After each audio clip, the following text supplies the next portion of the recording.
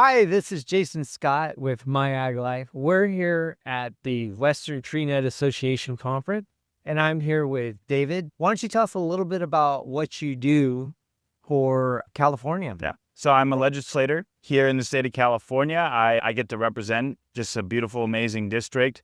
North Fresno, all the Eastern Sierras, all the way up to Calaveras. I am the only assembly member in the legislature that has Yosemite. So while all of my colleagues have the beaches, I've got Half Dome. Okay. And I also have the desert, and it's an honor and a privilege to be in Sacramento and to serve the people of my district. That's amazing. Well, tell me what you're doing here at the conference, and you just gave you're part of an excellent panel. What was your goal today?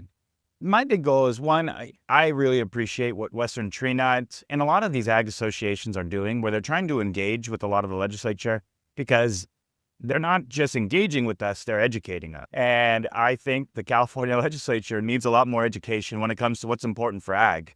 So it's my job to show up. And Roger Isom, who's the chair for Western Tree Nut, is just an amazing individual that really keeps us informed. But we need more of it, and that's what I'm trying to encourage people, is to be more heavily involved. Because again, if you're not at the table, you're on the table. And I don't just mean that in the food on the table from all the farmers. I mean that from a legislative, priorities, regulatory.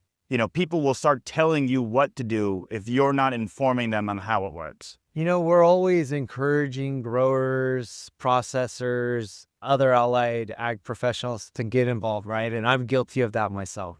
Right. As a legislator, what would you say to our audience on how to get involved? You know what I've really realized is a lot of people like the show Yellowstone. Yeah. And they've watched Yellowstone. But if you watch it, the Dutton family is very involved. I'm not saying do what they do, right? But they make sure that they have a seat at the table, and they're very forceful when it comes to influencing a lot of the decisions. And it's what I'm just encouraging is just participating. Gotcha. Participate with your legislator. If you're in the ag industry and you're a business owner, have meetings with your assembly member, have a meeting with your senator, because they're the ones who get to carry your voice in Sacramento. Schedule times, be involved, and inform them. Have them come out. And I think a lot of legislators could do that as well if we're being invited to see somebody's business and to see how it works. And that type of education really helps when it comes to making an actual informed decision in Sacramento. As a legislator, how are you defending agriculture these days? This is something that I find very personal. I had farmers take me in when I was going through a very hard period in my life while I was playing football at Fresno State. And I think about those individuals every day. The main reason why was because I was just surrounded by a bunch of people who loved me for no reason. Yeah. And that's what that's the ag. That is the community. You take care of the community, not because you want something out of it, but because it's the right thing to do. Right. And while I'm in Sacramento, I think about that all the time. When they're trying to pull me in different directions to do something that I think is fairly detrimental to not only the general population, but specifically to my industry and the ag folks, I use my microphone, and I bring exposure and I bring attention to it. And I'm really working on trying to educate more people. And I will speak up against things, even when it's not welcomed, because it's the right thing to do.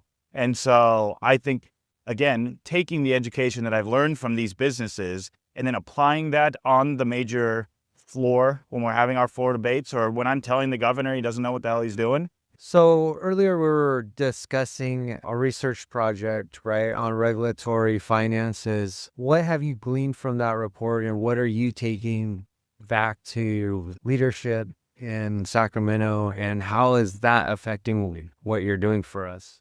Well, I really appreciate what Cal Poly was able to show. Right now in the state of California, just in regulatory fees and compliance, it's 1,600 acres just to fall within the law to farm in the state of California.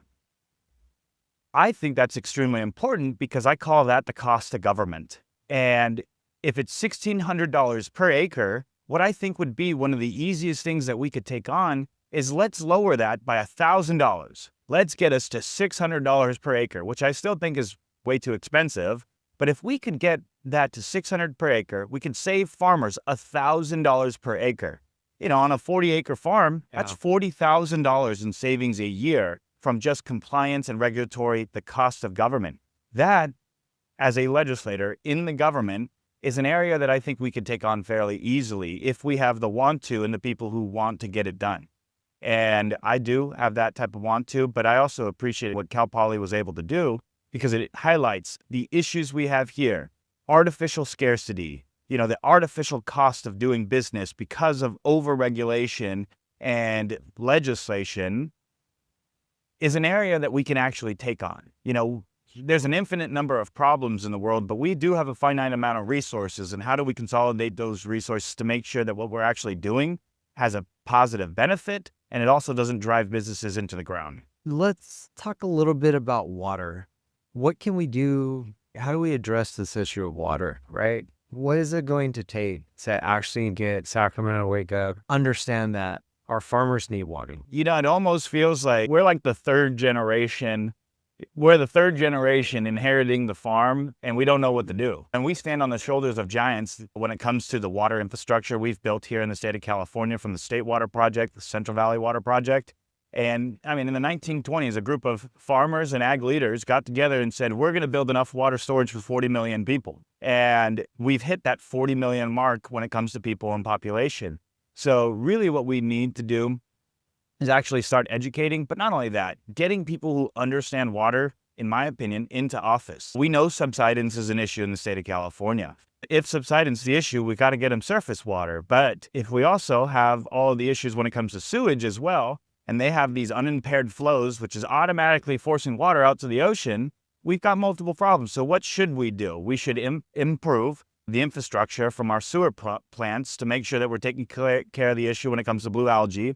We should modernize or raise the style of our levees, our dams, and storage facilities, but we also should be able to use existing infrastructure as well.